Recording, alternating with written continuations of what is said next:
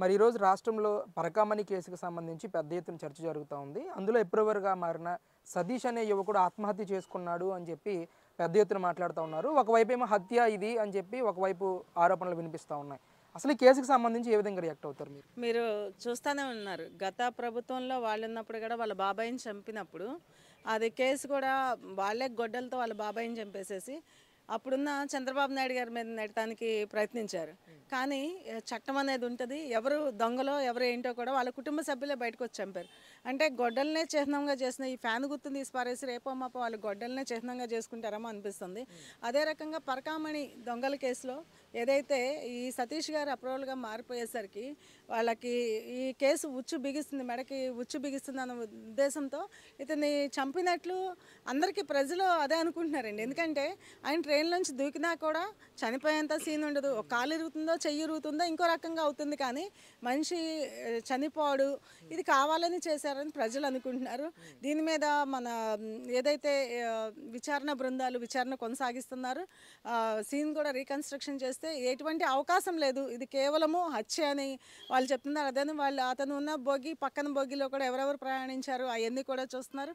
అతను ఉన్న లగేజ్ అతను కూర్చున్నది ఒక చోట అయితే పడింది ఒక చోట అనే ఉద్దేశంతో చెప్తున్నారు. కాబట్టి ఇది కావాలని చేసిన హత్య. మీరు అంతకుముందు కూడా చూసే ఉంటారు.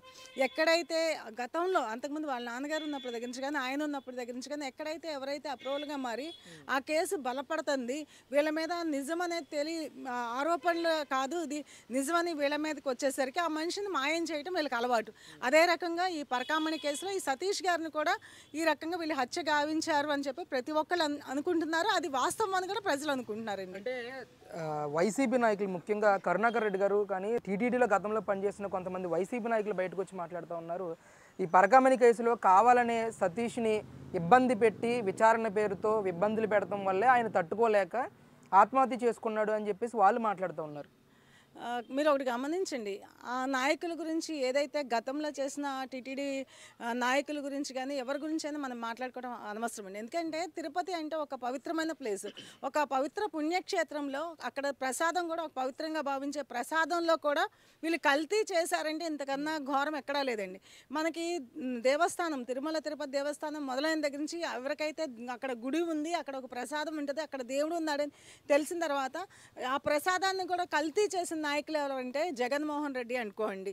ఇలాంటి వాళ్ళు మాట్లాడే మాటలకి వాళ్ళ ఆత్మహత్యని వాళ్ళు చిత్రీకరిస్తున్నారు. ఎందుకంటే ఆత్మహత్య అని చెప్పకపోతే హత్య మేము చేసామని వాళ్ళు ఏం చెప్పుకోరు కదా, అది ఆత్మహత్యగా చిత్రీకరిస్తున్నారు. కాబట్టి ఇది ఎటువంటి కోణంలో ఆలోచించినా కూడా కావాలనే హత్య చేశారని ప్రభుత్వం కాదండి ప్రజలు కూడా అనుకుంటున్నారండి. ఎందుకంటే వాళ్ళు చేసేవన్నీ హత్యలు, అది చిత్రీకరించేదంతా ఆత్మహత్యలు, లేదంటే పక్కనాడు మీద తోయటం వీళ్ళకి అలవాటు. కాబట్టి ఏదైతే విచారణ కమిటీ ఉందో, ఎవరైతే ఆఫీసర్లు ఉన్నారో వాళ్ళందరూ కూడా త్వరితగతిన ఈ కేసుని వాళ్ళు ఒక దారికి తీసుకొస్తారని మేము అనుకుంటున్నాము. ఇది తప్పనిసరిగా ముమ్మాటికి వీళ్ళు హత్య చేశారని అందరూ భావిస్తున్నారండి. అంటే తిరుపతి యొక్క ఔన్నత్యాన్ని కానీ వీటంతటిని కూడా దెబ్బతీసే విధంగా ఈరోజు కూటమి ప్రభుత్వం ముందుకెళ్తా ఉంది. లడ్డూలో ఏ కల్తీ జరగకుండా లడ్డీ కల్తీ అని చెప్పి రాష్ట్ర ప్రజల్ని దేశ ప్రజల్ని నమ్మించారు. ఈరోజు పరకామణి జరగలేనిది కూడా జరిగినట్టుగా సృష్టిస్తూ ఉన్నారు. తిరుపతి మొత్తాన్ని కూడా ఔన్నత్యాన్ని కూడా మొత్తం దెబ్బతీసే విధంగా వీళ్ళు పరిపాలన చేస్తున్నారని చెప్పేసి కూడా పెద్ద ఎత్తున వైసీపీ నాయకులు మాట్లాడుతున్నారు. అంటే వైసీపీ నాయకులకు అలవాటండి. అప్పుడు పింక్ డైమండ్ కేసు అన్నారు, మీకు ఐడియా ఉందా? అది లేనిది కల్పించి కావాలని ఆ రోజు ఒక బూచీలాగా మనల్ని చూపించారు, చిత్రీకరించారు. అంటే కేవలం వాళ్ళు చేసే పనులే కాబట్టి వీళ్ళు చేసినవి కూడా మాయపుచ్చుకోవడానికి ఏదో కూటమి నాయకులు చేస్తున్నారని మీరు గమనించండి. కూటమి ప్రభుత్వం వచ్చిన తర్వాత తిరుపతి యొక్క విశిష్టత పెరిగిందండి. అక్కడ అన్న ప్రసాదం దగ్గర నుంచి కూడా, అక్కడ రూమ్స్ దగ్గర నుంచి కూడా, నీట్నెస్ దగ్గర నుంచి మెయింటెనెన్స్ కూడా చాలా బాగుందని ప్రతి ఒక్కరు భక్తులు వెళ్ళిన వాళ్ళు మీరు మామూలుగా ఒకసారి వెళ్ళి చూడండి. భక్తులు మీరు ఒక ఛానల్గా కాకుండా మామూలుగా ప్రజలను అక్కడ వెళ్ళే భక్తులందరిని అడిగితే చాలా బాగుందన్నారు. గత ప్రభుత్వం ఉన్నప్పుడు తిరుపతిని అధోగతి పాలు చేశారండి. కానీ ఇప్పుడు వచ్చిన తర్వాత తిరుపతికి మెరుగైన పరిస్థితులు తీసుకొస్తుంటే వీళ్ళు కావాలని ఏంటంటే అప్పుడు చేసినవన్నీ ఇప్పుడు బయటకు వస్తున్నాయి అనే ఉద్దేశంతో వీళ్ళు ఏదో ఒకటి బురద జల్లే ప్రయత్నం ఈ వైఎస్ఆర్సీపీ నాయకులకి అలవాటు కాబట్టి వాళ్ళు ఇష్టం వచ్చినట్టు మాట్లాడతారు.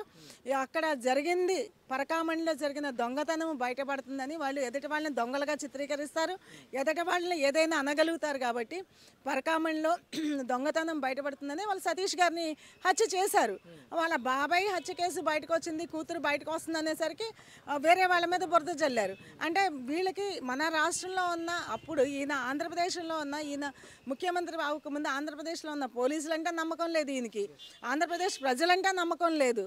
ఆంధ్రప్రదేశ్ ప్రజలందరినీ కూడా ఇష్టం వచ్చినట్లు ఒక కక్షా రాజకీయంతో ఏలిన మాజీ ముఖ్యమంత్రి జగన్మోహన్ రెడ్డి గారు ఇవాళ ఎన్ని కబుర్లు అని చెప్తారు, వాళ్ళ నాయకులు ఎన్ని కబుర్లు అని చెప్తారు. ఎందుకంటే వాళ్ళు ప్రస్తుతం ఉన్న పరిస్థితుల్లో ప్రజల దగ్గర నుంచి వాళ్ళ ఉనికిని కోల్పోయే పరిస్థితిలో ఉండేసరికి వాళ్ళు ఏదైనా తప్పించుకోవాల్సిన ధోరణిలో ఇష్టం వచ్చినట్టు మాట్లాడుతున్నారండి.